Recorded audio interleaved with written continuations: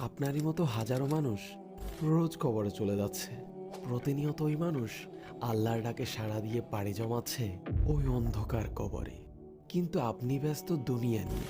কখনো কি আপনার ইমেজিনেশনের মধ্যে এই চিন্তা আসে না, আমি যদি এই মুহূর্তে মারা যাই, কবরে যদি আমায় দাফন করা হয়, কি অবস্থা হবে আমার? কেমনে থাকবো সেখানে?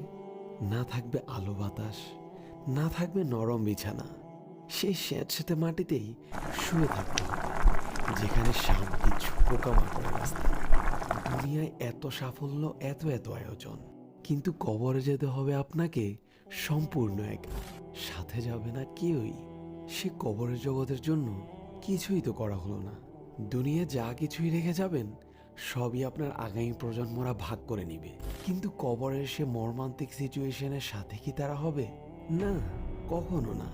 একদিন এভাবে করতে করতেই দুনিয়া আপনাকে ডুবিয়ে দিবে।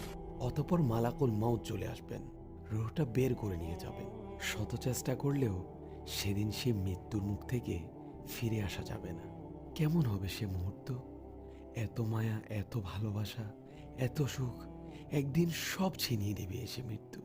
দুনিয়ার সকল মায়ামোহ ছেড়ে আপনাকে চলে যেতে হবে।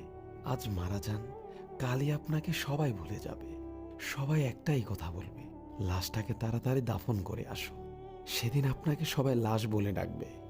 যতই বড় মানুষ হন, যতই সেলিব্রিটি হন, সেদিন মৃত্যু